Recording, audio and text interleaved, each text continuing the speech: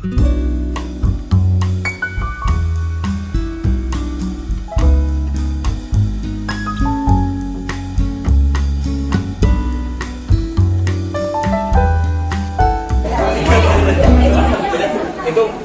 akan baca.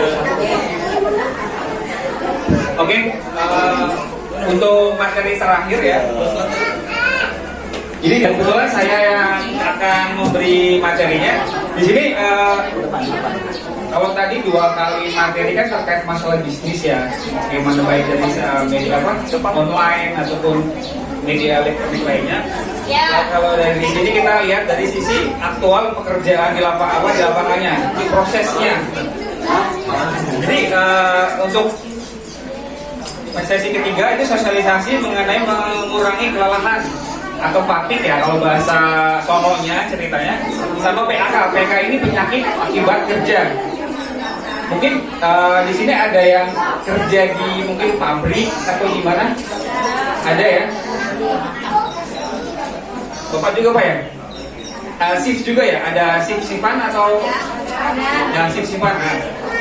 Biasanya kan kalau kita di situ, kalau shift-shiftan itu cenderungnya capek kan? Karena apalagi kalau kita masuk shift malam.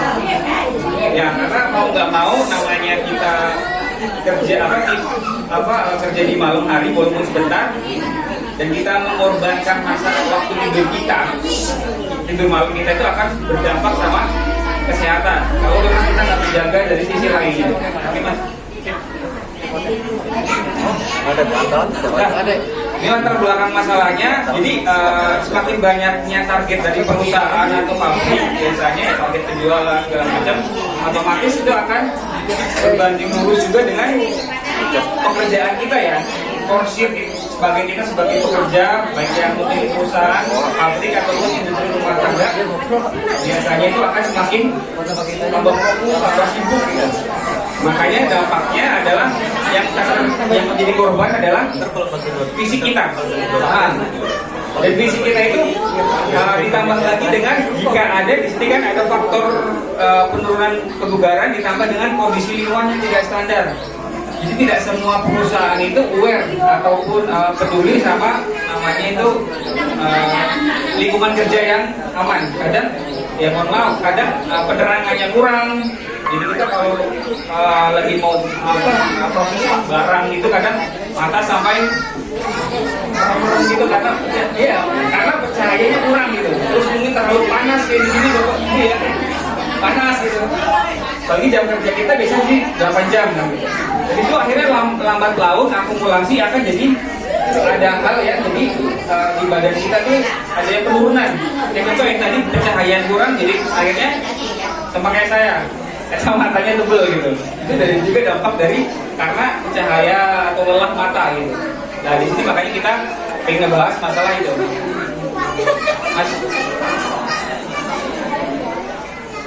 Nah oke, yang tadi udah Mas, oke next. Dan manfaat dan tujuan kita menjadi lebih paham, lebih tahu lah informasi seperti apa sih kita harus menjaga kesehatan, menjaga kebugaran kita biar dalam proses produksi pekerjaan ataupun pas proses pekerjaan itu tidak berdampak dengan kehidupan sehari-hari kita gitu. Karena kalau kita udah capek biasanya kalau balik bapak-bapak nih, kalau udah capek pulang shift malam datang terus anak rewel mau tidur ribut akhirnya sama emaknya berantem kan ya hal-hal gitu akhirnya jadi bermasalah, timbul masalah-masalah lainnya gitu. Betul. Tujuannya itu memberi wawasan tentang penting mengatasi kelelahan dan penyakit akibat kerja dan cara mengatasi tersebut. Oke. Next. Terus Mas. Oke. Ini pertama kita bahas mengenai keletihan atau kelelahan atau fatigue ya. Kelelahan itu apa? Kelelahan itu adalah suatu kondisi kelelahan yang luar biasa baik mental maupun fisik akibat dari aktivitas, baik aktivitas yang kita bicara nggak cuma masalah kerja ya. Ibu-ibu di rumah pun itu sebenarnya lelah ya, ngurus anak-anak, ngurus suami gitu. Dan kadang suaminya nggak mau tahu ya, taunya pulang makan ada gitu ya.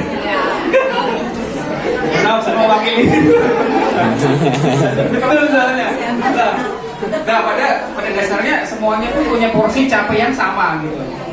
Cuman mungkin yang satu di dunia kerja di pabrik, yang satu di rumah. Padahal kalau kita bilang ya orang tua ibu di rumah itu lebih capek gitu kan, karena semuanya dipegang gitu. Ini contoh-contoh gejala capek atau kelelahan. Ini pertama cenderung tertidur saat kerja. Pernah Pak? Ngantuk-ngantuk gitu. Atau kayak gini duduk gitu udah kayak ayam gitu. Terus tidak merasa segar saat bangun tidur. Kalau kita indikator hidup sehat, kalau kata dokter itu ada 3 salah yang simpelnya bapak-bapak ibu-ibu.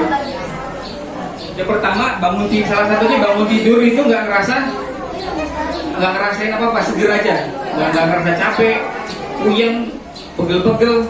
Dan itu kalau kita nggak ngerasa apa-apa itu kemudian bukan ngerasa bangun itu sehat, itu berarti indikator salah satunya kita kondisi badan lagi sehat.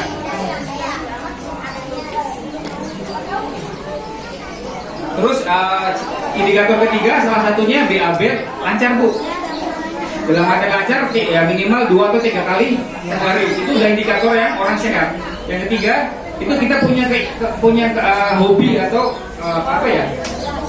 punya rasa kegemaran gitu. Itu salah satu indikator sehat juga. Kalau memang tidak itu kira ada semua, itu bagian dari indikator kondisi tubuh kita bagus.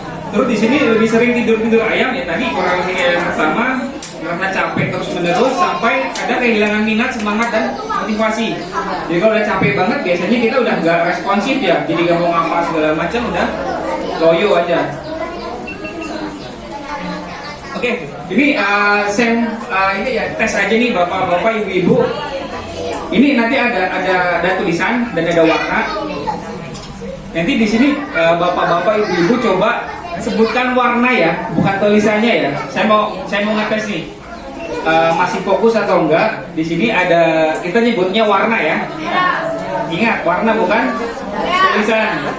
Oke Mas, 1. Berarti ada yang satu kurang fokus loh. Itu salah satu indikator kalau kita udah capek. Next, ayo, tadi bener ya. Oh ya. Warna ya, warna bukan tulisan. Oke, next Mas.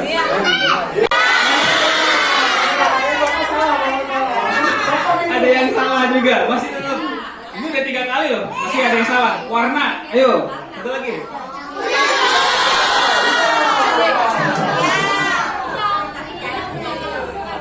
Ayo lagi. Udah mau tadi ya, tapi dia terakhir. Nah, ini berarti mantap, udah konsentrasi, udah fokus. Oke, terima kasih. Jadi berikutnya bagaimana cara mengalami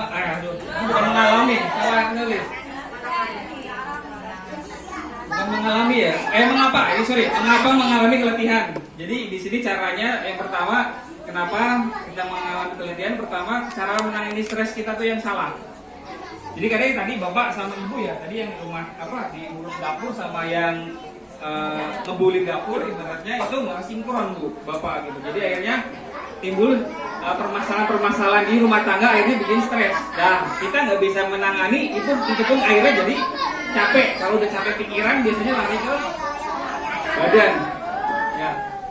Terus yang kedua, kita tidak bisa tidur yang cukup atau ideal. Jadi kalau tidur cukup ideal itu untuk saat ini bukan berapa lamanya kita tidur, tapi berapa lama kualitas kita tidur. Kadang kalau kita lihat di dokter kan 7 sampai 8 jam ya.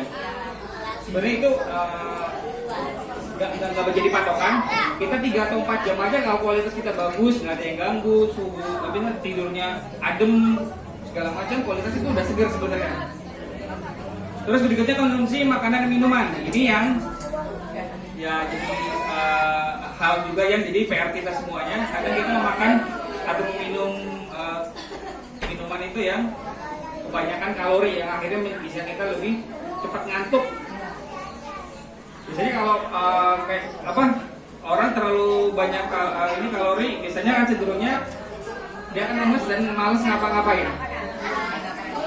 Terus di sini apa? Pertama kan tadi ya stres ya. Stres apa? Stres itu adalah tekanan, ketegangan, atau kekhawatiran sebagai akibat dari masalah yang dihadapi.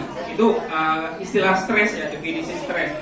Jadi kenapa kita jadi masalah? Karena rasa khawatir, takut, dan kecemasan yang berlebihan bisa menyebabkan reaksi stres yang parah yang bisa menurunkan unjuk karya dan kesehatan fisik dan psikis. Ini contoh gejala-gejala stres. Sakit kepala, biasanya sih yang pertama ya Bapak ya. Kalau udah stres biasanya puyeng. Apalagi udah tanggal waktu bayaran belum ada duit gitu kan. Biasanya udah puyeng ya kan. Dan lain-lain. Situ ada gelisah sampai kadang ke bawah tidur. Next one. Ini biasanya kalau penyebab kerja bapak-bapak nih ataupun ibu-ibu yang kerja di pabrik, biasanya salah satu penyebab stres ini kalau di kehidupan itu biasanya kayak contoh kematian atau sakit orang yang dicintai itu bisa stres. Masalah keuangan, hukum, mungkin ada masalah tentang hubungan pasangan suami istri, masalah anak dan pertengkaran di rumah tangga itu bisa pemicu stres. Kalau di pekerjaan di situ adalah biasanya bosnya yang rewel ya Pak ya. Bos ataupun pengawasnya yang rewel. Terus pekerjaan baru mungkin baru ditempatkan di tempat yang posisi yang baru untuk bikin stres juga. Tekanan waktu dan pekerjaan monoton. Terus bisa juga kebisingan dan suhu. Mungkin terlalu panas gitu. Nah ini bagaimana menangani stres? Lah pecahkan masalah yang jelas masalah yang bisa kita yang bisa memecahkan adalah kita sendiri ya. Dan bersikap realistis dan positif untuk bisa mengontrol hidup Anda dan sikap. Jadi kita saat kita ada stres, kita bisa kondisikan pikiran dan jiwa kita biar lebih happy tetap. Ini contoh-contoh menghilangkan stres. Sini bisa ada jalan-jalan nggak perlu harus jauh. Nggak perlu jauh-jauh ya, jalan-jalan pagi atau gimana, pokoknya kita bikin yang biasa di rumah terus, ngurus dapur terus, kita bisa cari suasana baru gitu, itu pun bisa mengurangi stres. Mungkin melakukan suatu permainan ataupun bermain sama anak ataupun jalan-jalan lainnya, berpergi sepeda dan berolahraga pun salah satu cara untuk mengurangi stres. Terus yang kedua masalah tidur tadi ya.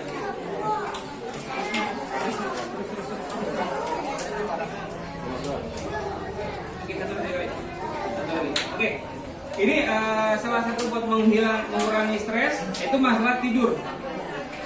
Mungkin bapak-bapak atau ibu-ibu ini tadi ya tidurlah selama 7-8 jam ini secara teori aja sih. Aktualnya sebenarnya sesuai dengan yang penting kualitas kita bagus saat kita tidur. Terus mempertahankan siklus tidur dan disiplin diri ini maksudnya saat kita tidur jam 10 malam udah mau harus tidur, kayak contoh kita ke anak-anak ya. Jadi anak-anak kan disuruh tidur jam berapa sore, ya itu pertahankan terus-menerus, akhirnya jadi kebiasaan. Begitu juga dengan kita yang mungkin bekerja, saat kita shift malam, kita bisa persiapan tidur di sore hari apa ya? Siang atau sore hari jam 2 jam, itu pertahankan. Jangan pas waktu kita tidur malah jadiin untuk mancing, contoh gitu, ataupun ngerumpi lainnya gitu. Terus ini setelah kerja langsung tidur, pulang makan, jangan tidur di sofa atau di tempat TV. Tapi tidur itu tempatkan memang dikhususkan di tempat tidur. Terus buatlah kamar sepi dan nyaman. Ini jika bisa ya, jika mampu ya, mengkondisikan seperti itu. Terus jangan minum kopi atau soda berkafein mendekati waktu tidur. Dan akhirnya kopi itu kan mengandung kafein ya, yang secara dampaknya itu bisa menambah konsentrasi kita. Jadi akhirnya kita nggak jadi ngantuk, malah melek terus. Jangan. Oke. Untuk materi cukup sekian untuk materi kami. Terima kasih. Assalamualaikum warahmatullahi wabarakatuh.